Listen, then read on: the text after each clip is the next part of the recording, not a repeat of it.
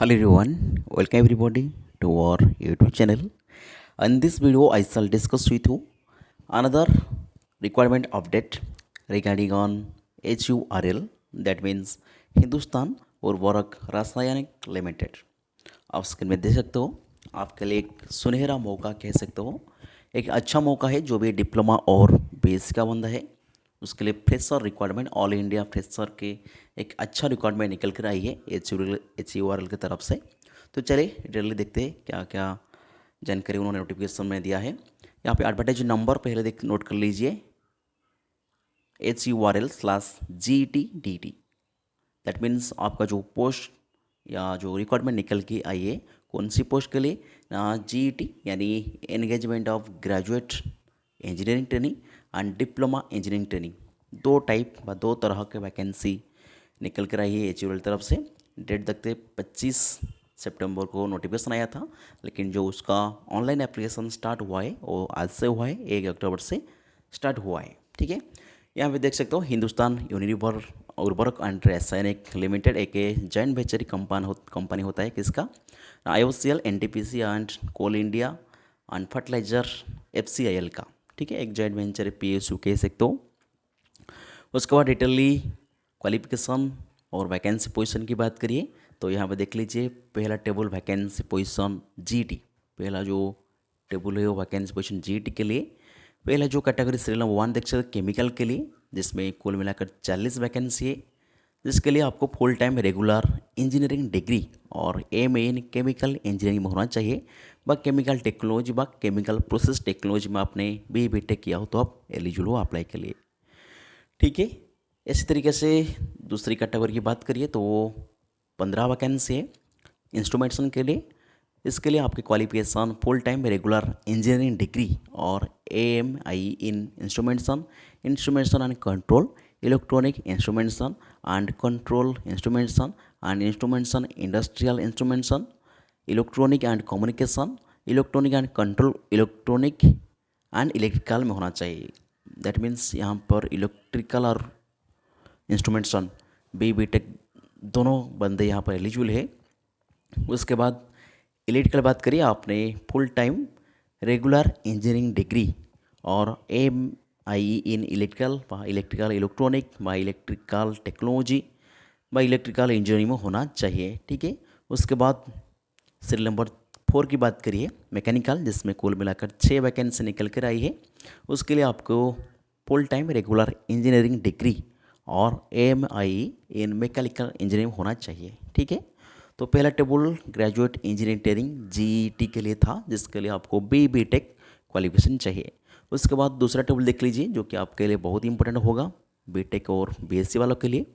यहाँ पे देख सकते हो वैकेंसी पोजीशन टेबल 2, जिसमें पहले बात करिए तो यहाँ पे दो तरह पे वैकेंसी निकल कर आई है। पहले सीरियल नंबर 1 देख लीजिए, केमिकल के लिए सबसे ज़्यादा वैकेंसी यहाँ पर केमिकल के लिए है, 130 वैकेंसी।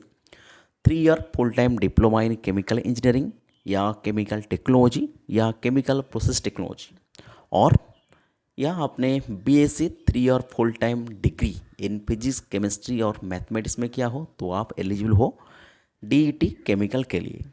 देख सकते हो आप, ये सबसे ज़्यादा वैकेंसी 130, एक PSU में ज़्यादातर इतने वैकेंसी नहीं आता है।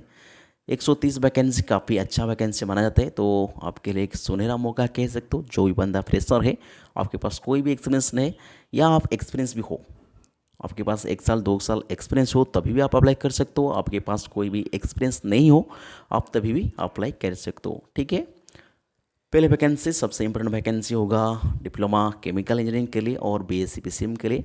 दूसरा जो वैकेंसी निकल कर आई है वो इंस्ट्रूमेंटेशन के लिए, जिसमें 15 वैकेंसी है।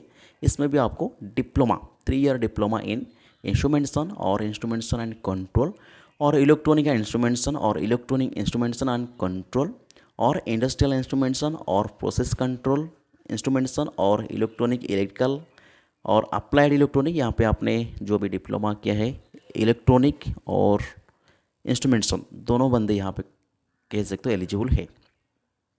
ठीक है, तो उसके बाद और कुछ क्राइटेरिया उन्होंने लिखा है, आपको वीडियो के पॉज को देख लीजिए, इतनी जानकारी इंपॉर्टेंट आपके लिए नहीं है। All the qualification should be form of Indian institute या यूनिवर्सिटी में होना चाहिए। Minimum percentage mark in the minimum essential qualification indicate above shall be aggregate in the all semester. आपकी जो क्वालिफिकेशन वगैरह चेक करा जाएंगे उस सारे यूनिवर्सिटी को मिलाकर देखा जाएंगे। Candidate holding in the qualification acquire higher part time mode are not eligible. जिसमें भी डिप्लोमा या बीएससी मांगा है, चाहे तो आप हायर एजुकेशन आपके पास है तो आप यहाँ पे एलिजिबल नहीं है। ठीक है। Candidate who was secure less than 60% mark is in essential qualification not eligible for GT. That means आपको जीटी के लिए मिनिमम मोर देन 60% मार्क चाहिए तो चाहिए। ठीक है। और इसी तरीके का डिप्लोमा डीटी के लिए या बीएससी पीसीएम डिप्लोमा और बीएससी पीसीएम बंदे के लिए मिनिमम 50% मार्क आपका कैरियर एग्रीमेंट में होना चाहिए। ठीक है। Departmental candidate who are fulfil the criteria are eligible to apply. The term departmental candidate means candidate who are currently working. जो ये बंदा अभी करेंटली एचयूआर में काम कर रहे हैं तो वो डिपार्टमेंटल कैंडिडेट कह सकते हैं उनको, तो वो भी यहाँ पर अप्लाई करने के लिए एलिजिबल है।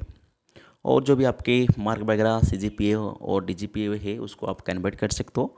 इतने इंपॉर्टेंट कुछ क्वालिफिकेशन नहीं है। चलिए उसके बाद देखेंगे नेचर ऑफ पीरियड और एंगेजमेंट। देखिए पहले आपको 1 साल के लिए ट्रेनिंग रखा जाएगा क्योंकि फ्रेशर वैकेंसी आपके पास कोई भी एक्सपीरियंस यहाँ पर नहीं चाहिए। तो आपको एक्सपीरियंस गेन करने के लिए 1 साल का तो ट्रेनिंग चाहिए ही चाहिए। तो इसलिए आपको पहले 1 साल का ट्रेनिंग यहाँ पर रखा जाएगा। तो मिनिमम 1 ईयर ड्यूरेशन ट्रेनिंग रहेगा जो कि जीटी सक्सेसफुल ऑफ ट्रेनिंग के बाद आप लोगों को इंजीनियर या ऑफिसर कहा जाता है। ठीक है। जब आप 1 साल ट्रेनिंग कंप्लीट कर लेंगे आप जो डेजिग्नेशन ऑफिसर या इंजीनियर हो जाएगा। इसी तरीके से जो भी डीटी के लिए डिप्लोमा या बीएससी बंदा ने अप्लाई किया हो उनका 1 साल कंप्लीट होने के बाद उनको जूनियर एग्जीक्यूटिव असिस्टेंट ग्रेड 1 जो कि नॉन एग्जीक्यूटिव या नॉन आयोनाइज्ड सुपरवाइजर कैडेट का पोस्ट होता है उस पर उसको रखा जाएगा। ठीक है। उसके बाद स्टाइपेंड या सैलरी वगैरह देख लीजिए। Pay allowance HURL offer an attractive and one of the best industry company package pay and perk is employ and indicative average pay drop follow. देखिए जे जीटी के लिए पहले देख लीजिए। जो ये बंदा बीटेक बंदे है उसका स्टाइपेंड लगभग 40,000 प्लस एचआरए से लगभग 50% या 25% मान के चलिए तो यहाँ पे लगभग 50,000 आपकी ट्रेनिंग पीरियड में रहेगा सैलरी। उसके बाद जब आप परमानेंट ट्रेनिंग ख़त्म हो जाएगा आपके ट्रेनिंग पीरियड कम्प्लीटली सक्सेसफुल हो जाएगा उसके बाद आपको 40,000 से लेकर 1,40,000 प्लस और अलाउंस बेनिफिट भी रहेगा। लगभग मान के चलिए 14 lakh 13.9 to 14 lakh salary per annum आपका बनेगा। इस तरीके से डिप्लोमा इंजीनियरिंग टेली डीटी के लिए जो भी डिप्लोमा और बीएससी बंदे हैं उनको पहले जो 1 साल ट्रेनिंग पीरियड रहेगा ट्रेनिंग के दौरान आपका 23,000 प्लस एचआरए लगभग और 8-10 हज़ार ऐड कर दीजिए लगभग 30,000 के मान के चलिए यहाँ पर आपके ट्रेनिंग पीरियड में रहेगा। उसके बाद जो भी आप सक्सेसफुल ट्रेनिंग कंप्लीट कर लेंगे उसके बाद आपके सैलरी 23,000 से लेकर 76,200 प्लस बेनिफिट रहेगा। वो तो बेसिक पे है। उसके मान के चले आप इनिशियली आपको जो 7.7 लाख पर एनम या 8 लाख कह सकते हो 40 से 50 हज़ार आपका पहले मंथ का सैलरी यहाँ पर रहने वाली है डिप्लोमा और बीएससी वालों के लिए। ठीक है। Selected candidate will also entitled for provident fund and medical insurance facility during the training. आपका भी प्रोविडेंट फंड और मेडिकल फैसिलिटी मध्य ट्रेनिंग पीरियड के दौरान यहाँ पर रहने वाली है। और का बेनिफिट दिखा है बेनिफिट ऑन एडमिशन और बिसाइड बेसिक पे वो जो लिखा था 40,000 से लेकर 1,40,000 या 23,000 से लेकर 76,200 वो बेसिक पे है। उनके अलावा आपके पास बहुत सारे अलाउंस रहने वाली है। कौन कौन अलाउंस रहने वाले देख लीजिए यहाँ पर। HRA DA company accommodation will be enter other from perquisites allowance benefits such as medical facility performance related facility और भी ज़्यादा बहुत सारे बेनिफिट रहने वाली है। और उसके बाद आपके जो हॉलीडे या लीव पीरियड कितने रहने वाली है ट्रेनिंग के दौरान आपकी कैजुअल लीव 12 रहने वाली है, रेसिडेंटल हॉलीडे 6 रहने वाली है और सिक लीव 10 रहने वाली है ड्यूरिंग ट्रेनिंग पीरियड। उसके बाद आपका जो हॉलीडे व लीव और भी बढ़ जाएगा परमानेंट एम्प्लॉय होने के बाद। यहाँ पे एक इंडस्ट्रियल जॉब होते हैं, आपका एम्प्लॉय शुरू होने से बाद ही आपका एक सर्विस बॉन्ड रखा जाएगा। जीईटी के लिए 4,50,000 के लिए और डीईटी के लिए 2 लाख के लिए यहाँ पर सर्विस बॉन्ड भी है। उसके बाद मेडिकल फिटनेस, हाँ आपके एक अच्छे से मेडिकल फिटनेस होना चाहिए, क्योंकि एक इंडस्ट्री जॉब है तो हर कोई पीएसयू में मेडिकल चेकअप होता है। इस तरीके से यहाँ पर भी आपको मेडिकल फिटनेस भी चाहिए। प्लेस ऑफ पोस्टिंग देखिए, selected candidate during training and after regulation can be posted any of the unit. जो भी एचआरएल का यूनिट है या प्लान कह सकते हो, जो कि यूपी में है, झारखंड में है और बिहार में पुणे में है, तो उसी को एक और भी इंडिया में उसका जो यूनिट का काम चल रहा है, उसमें कोई भी यूनिट में आपका पोस्टिंग हो सकता है। तो यूनिट या ऑफिसर लेवल का आपका कंपनी में पोस्टिंग हो सकता है। कट ऑफ डेट, जो भी उसका जो age qualification cut off date सारा देखा जाएगा, वो 30 सितंबर 2026 के अकॉर्डिंग आपके देखा जाएगा। ठीक है। उसके बाद सबसे इम्पोर्टेंट बात है, क्योंकि यहाँ पर देखिए कोई भी रिजर्वेशन नहीं है, एससी एसटी ओबीसी कोई भी वर्टिकली रिजर्वेशन या नहीं। यहाँ पे कुल मिलाकर 130 वैकेंसी लिख दिया, अब 15 वैकेंसी उन्होंने टोटली मेंशन कर लिया है। तो उस तरीके से देखेंगे तो एज क्राइटेरिया काफ़ी अहम बात होता है यहाँ पर। देखिए तो एज लिमिट की बात करिए तो जीईटी, जो भी बंदे जीईटी के लिए बीटेक कर रखा है, उसका मिनिमम एज 18 साल होना चाहिए और मैक्सिमम एज 30 साल होना चाहिए। ठीक है। इसी तरीके से जो भी बंदा डीईटी के लिए अप्लाई करना चाहते हो, उसका मिनिमम एज 18 साल होना चाहिए, मैक्सिमम एज 27। यहाँ पर देख ध्यान दीजिए, उसके ज़्यादा हो तो आप अप्लाई नहीं कर सकते। जो भी डिप्लोमा और बीएससी बंदा है, आपके पास चाहे एक्सपीरियंस हो लेकिन आपका एज 17-27 साल से ज़्यादा है, तो आप यहाँ पर अप्लाई नहीं कर सकते हो। ठीक है। आपका जो एज है वो 17-27 साल का नीचे रहने वाली है, बा नीचे होना चाहिए। ठीक है। तो सिलेक्शन प्रोसेस की बात करें, सबसे मोस्ट इंपॉर्टेंट यहाँ पे देखिए, आपका कोई भी इंटरव्यू नहीं होगा। जीईटी डीईटी दोनों के लिए आपका सिर्फ और सिर्फ सीबीटी, यहाँ पे एक सीबीटी टेस्ट होगा जो कि ऑनलाइन मोड में होगा और कोई भी नेगेटिव मार्किंग यहाँ पर नहीं है। सीबीटी का डिटेल सिलेबस उन्होंने देख रखा है, जो भी फर्टिलाइजर सेक्टर जैसा होता है एनएफएल में, या और कोई 150 मार्क का जो टेस्ट कंडक्ट यहाँ पर कराया जाएगा, जिसमें 120 मिनट टाइम रहेगा, जिसके लिए 120 मिनट टाइम रहेगा, जिसके अंदर आपको 2 सेक्शन देखने को मिलेगा, एक तो टेक्निकल सेक्शन और एक non tech section. Technical section के लिए आपका जीईटी और डीईटी में भी डिप्लोमा और बीएससी भी सेपरेट रहेंगे क्वेश्चन सारे के लिए। सारे जीईटी डीईटी और बीएससी डिप्लोमा के लिए टेक्निकल क्वेश्चन आपका 100 रहने वाली है, सारे के लिए 100 यहाँ पर टेक्निकल क्वेश्चन रहने वाले हैं, और सारे के लिए नॉन टेक पर्सन यहाँ पर 50 रहने वाले हैं। तो कुल मिलाकर यहाँ पे 150 मार्क आपको 120 मिनट के अंदर रहने वाली है सीबीटी या ऑनलाइन मोड में। ठीक है। उसके बाद हाउ टू अप्लाई, कैसे अप्लाई करने, सबसे बात है अभी आज से ही अप्लाई शुरू हो चुके। चाहे तो आप उसका जो ऑफिशियल वेबसाइट है HURL, आपके पास कोई भी ब्राउजर है, मोबाइल है, लैपटॉप है, वहाँ साइबर कैफ जा सकते हो, www.HURL सर्च कर सकते हो, उसका ऑफिशियल वेबसाइट आप विजिट कर सकते हो। उसके बाद डायरेक्टली उसको, अभी जो लिंक मैंने आपको स्क्रीन में दिखा रहा हूँ, www.career.hrl.net, उसको विजिट कर भी आप अप्लाई कर सकते हो। ठीक है। और अप्लाई के लिए जो भी बेसिक कंडीशन होता है, इंडिया का सिटीजन होना चाहिए, आपके पास रिक्वायर्ड क्वालिफिकेशन होना चाहिए, वही सब मेंशन है और कुछ इंपॉर्टेंट बात नहीं है। ठीक है। आपके पास एप्लीकेशन टाइम कुछ सर्टिफिकेट स्कैन कभी वगैरह आवश्यकता हो सकता है, उसको आपके पास रखिए। और कोई बात और ज़्यादा कुछ इंस्ट्रक्शन लिखा है, आप वीडियो को पॉज करके पढ़ सकते हो। बस फाइनल सिलेक्शन जो कि HRL, उसका जो CBT के माध्यम से यहाँ पे लिखा है, देखिए merit list of suitable candidate will be prepare on the basis of performance in the online test. सिर्फ और सिर्फ आपका CBT के बेसिस में यहाँ पर मेरिट बनेगा। Based on the online test, merit against number of available vacancy for each discipline, the candidate will be called for document verification. The candidate is required to qualify minimum 50% mark in CBT. आपको CBT में minimum 50% mark चाहिए तो चाहिए, उसके नीचे हो तो आपको रिजेक्ट बा डिस्क्वालीफाई कह सकते हो, बा आपका नेम कंसिडर नहीं किया जाएगा। उसके ऊपर जितने बंदा स्कोर करेंगे उसको आप उन्होंने मेरिट में ले गए।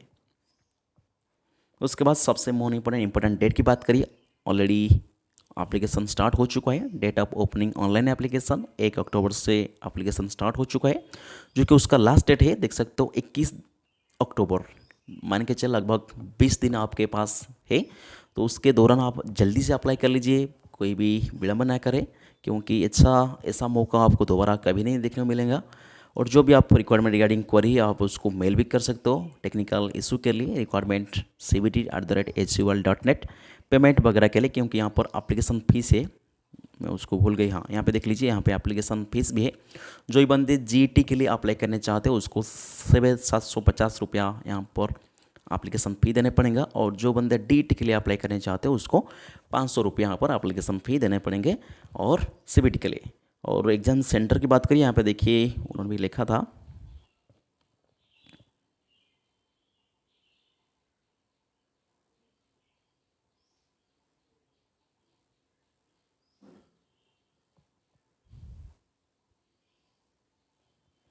यहाँ पर क्या, हाँ यस लिख लीजिए। टेंटेटिव एग्ज़ाम सेंटर, उससे भी और भी ज़्यादा exam centre more than one state में हो सकता है, लेकिन अभी के लिए उन्होंने लिखा है जो उसका एग्ज़ाम सेंटर रहने वाली है वो कहाँ रहने वाली है, वो दिल्ली, लखनऊ, पटना, रांची, इस 4 जगह पर अभी रहने वाली है। फिर देखेंगे जो नंबर ऑफ़ कैंडिडेट ज़्यादा होगी तो टेस्ट सेंटर भी ज़्यादा हो सकता है, वो अपकमिंग टाइम में पता लगेगा। तो अभी के लिए आप ज़रूर अप्लाई करिए, जो भी डिप्लोमा और बीएससी बंदे वीडियो को देख रहे हो तो आप एलिजिबल हो, तो मैं कहूँगा आप डेफिनेटली अप्लाई करिए। जाइए अभी की अभी अप्लाई कर दीजिए। HURL की तरफ से एक अच्छा गोल्डन अपॉर्चुनिटी कह सकते हो, वैकेंसी निकल कर आई है, तो जाइए उसका ऑफिशियल वेबसाइट चेक करिए और अप्लाई कर लीजिए। ध्यान रखिए उसका जो लास्ट डेट है वो 21 अक्टूबर, उस डेट से पहले आपको अप्लाई करना चाहिए। और जब आप एलिजिबल नहीं हो तो कृपया वीडियो को शेयर कर दीजिए, जो भी बंदे डिप्लोमा और बीएससी और BTech कर रखा है उनको मदद हो सके, क्योंकि यहाँ पर एक अच्छा फ्रेशर, ऑल इंडिया फ्रेशर, कोई भी एक्सपीरियंस यहाँ पर आपको आवश्यकता नहीं है। आप एक्सपीरियंस हो तभी भी अप्लाई कर सकते हो, आप इन एक्सपीरियंस आप फ्रेशर हो तभी भी अप्लाई कर सकते हो, आपके पास कोई भी एक्सपीरियंस नहीं, आप ये भी पास आउट हुआ है, आपने, आपका एज, सबसे मेन बात यहाँ पर एज क्राइटेरिया, आपका जो एज है वो 27 साल का नीचे है, DET के लिए 27 साल से नीचे है, तो आप आराम से अप्लाई कर दीजिए। आपके पास एक्सपीरियंस हो या नहीं हो उस पर कोई बात फ़र्क नहीं पड़ने वाली है। तो जाइए ऑफिशियल वेबसाइट चेक करिए, HUR की तरफ से एक अच्छा मौका निकल कर आपके आ चुकी है। उसका जो एप्लीकेशन ऑलरेडी अप्लाई होना स्टार्ट हो चुका है, तो डरी मत करिए, जाइए वीडियो के माध्यम से आपको पता लग गया है क्या वैकेंसी आने वाली है, कितने वैकेंसी है और क्या क्या क्राइटेरिया है। तो जाइए जो भी इंटरेस्टेड एलिजिबल कैंडिडेट है वो अप्लाई कर लीजिए। आप जब भी एलिजिबल नहीं हो तो कृपया वीडियो को शेयर कर दीजिए, जो बंदे BTech या डिप्लोमा कर रखा है उसका फ़ायदा होगा, और जो भी BSc कर रखा है, BSc PCM क्या हो, उसको भी उसके पास वीडियो पहुंचना चाहिए। तो कृपया वीडियो को ज़्यादा से ज़्यादा शेयर करिए, और चैनल के लिए यदि नया हो चैनल को सब्सक्राइब कर लीजिए और बेल आइकन ऑन रखिए। इसी तरीके से कोई जॉब अपडेट और PSU previous year question requirement regarding update पाने के लिए हमारे साथ बने रहिए। तो thank you for watching, see you in the next video, thank you.